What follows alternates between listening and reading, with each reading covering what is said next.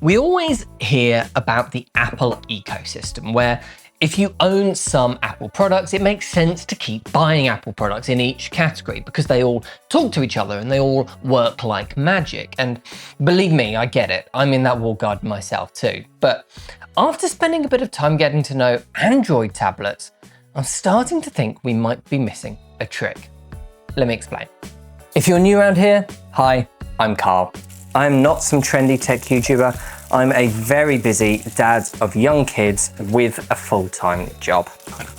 I love tech, but I'm not that interested in the numbers or the tech specs. I'm interested in how it would actually slot into your life and the features you're going to actually use day to day. Here's my theory.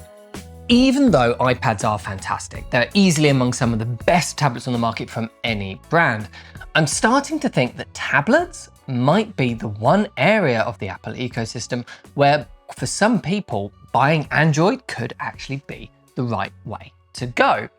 Even if they have a Mac and an iPhone and an Apple Watch and a pair of AirPods and are fully into the Apple ecosystem.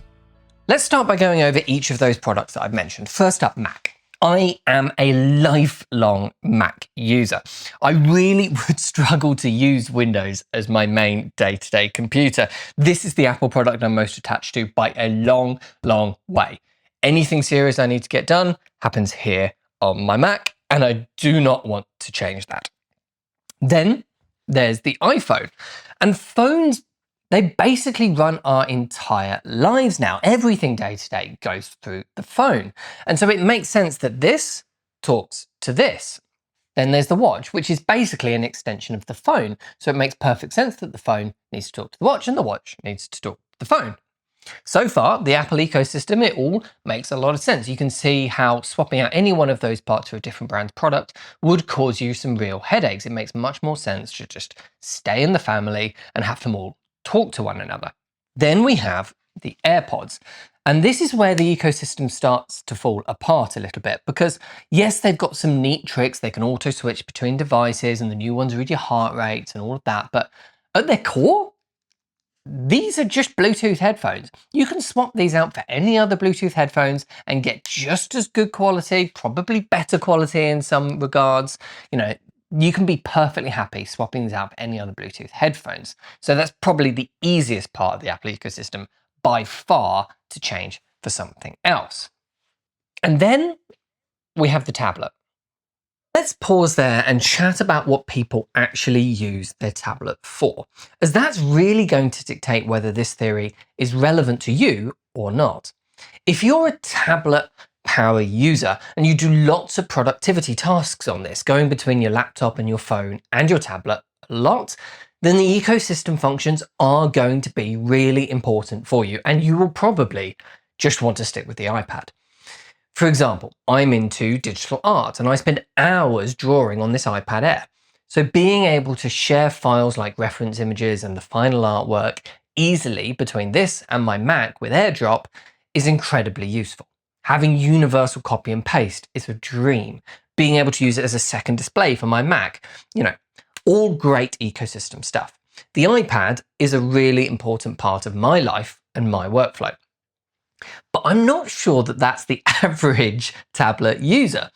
I think a lot of people out there just want to use their tablet as a portable media consumption device to watch Netflix in bed or keep the kids entertained with a YouTube video while you make their lunch, maybe do a bit of shopping on the sofa while watching TV. Casual stuff. For most people, that would make a tablet a nice to have rather than something essential which you're happy to pay decent money for, like the iPhone or a MacBook. So in that case, maybe losing AirDrop and copy and paste between devices is worth it to save quite a bit of money. So let's leave the iPad to one side for a minute, all take a deep breath and look at some Android tablets. And if, like me, you've been pretty much ignoring them while sat inside Apple's walled garden, there might be some things here that you're going to want to say. So I've got three here. I've got the highest end one, which is the Samsung Tab S11 Ultra. I've got the OnePlus Pad 3, which is a nice mid-range price, but with pretty flagship specs, really. And then I've got the more affordable option. This is the Honor Pad 10. There's so many other crazy affordable options as well, but to me, these feel like the main iPad competitors. And the value for money here is pretty incredible. Let's look at how they each compare to the competitive iPads. So first, let's go high end. So the Samsung S11 Ultra and the 13-inch iPad Pro M5. Now, no one is spending this kind of money on a tablet without being a big tablet user. Here, you're trying to get the best you can get. And so it kind of makes sense to stick in your lane. If you have other Apple products, you're gonna go Apple iPad Pro. And if you have Android products, you're gonna go Samsung S11 Ultra. Up here, I don't think my theory really works. But if we step down to the OnePlus Pad 3, and hopefully you will start to see what I mean. I have been so blown away by how good this tablet is. So let's price up each one, and then I'll go over some features that you get on the OnePlus tablet that you don't get on the iPad. So let's go iPad Air first. Over to the Apple Store, my one is an 11-inch, so that's £599. Let's stick at the lowest storage because, you know, I'm a cheapskate, and just Wi-Fi only for the same reason. Now, I draw on my tablet, so I do need the Apple Pencil Pro. No one wants to plug in the actual stylus to charge it, so the USB-C one is out. Then let's add a keyboard, which is, it's £269. So that brings the total to just shy of £1,000, £997 for your new tablet purchase. Now, over on the OnePlus website, it's £479. And there's only one size option, which is 13 inches. And actually there is an option for less RAM and less storage, which is normally a bit cheaper, but on this Black Friday deal right now, it's actually the same price. And then the keyboard is free. Awesome headphones, but let's go for the keyboard for the sake of comparison. And you also get a free folio case as well. So that's really generous of them. Let's now add the pen, which is also 50% off when you buy it with the tablet. And we're at a total of £528.50. So the price gap is insane. Even if we lose the keyboard from the Apple order, there's still a big difference. And let's compare the specs. The OnePlus is a 13-inch display, while the iPad Air that we spec'd up is only 11 inches. And there's a big difference in the screen as well. Look at the difference in the bezel size. Both are LCD displays, so neither are OLED, but they have very good color. And the OnePlus display is significantly higher resolution and is 144 Hz refresh rate, while the iPad is 60 Hz. So the display is significantly better on the Pad 3. Both have high-end chips on each side for fast, snappy performance. Both are built very well indeed. The Pad 3 we spec'd up is 512 gigabytes of storage, while the iPad Air we spec'd was only 128 gigabytes. And to be honest, the OnePlus Pad 3, it just feels like the more premium product to me, even though the iPad does feel very good. And that's pretty incredible considering the price difference. Now let's step down even further. This is the Honor Pad 10, which you can get with its keyboard and pencil for £239.99 right now on their Black Friday deal. So that is a huge amount less than the entry-level iPad, which is £329.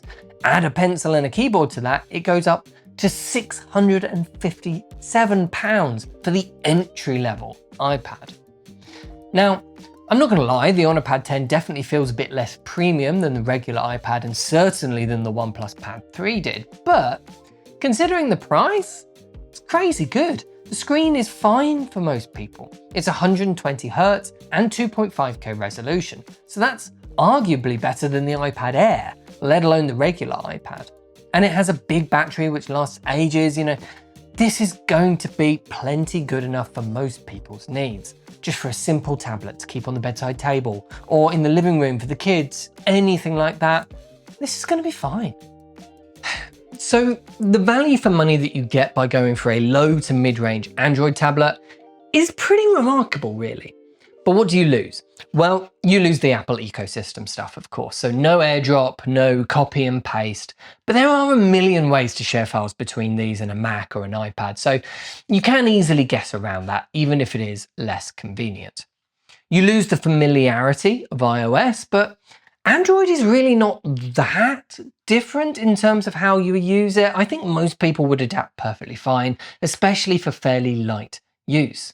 You lose some of the services, but those are normally more important on a phone than on a tablet, and we still get some. Apple Music works fine. Apple TV works fine. That's a really important one. But you don't get Apple Arcade, you don't get Apple Fitness, which is a shame, or Apple News, which I'm especially upset by because I do use that one on my iPad a fair bit for magazines and news sites.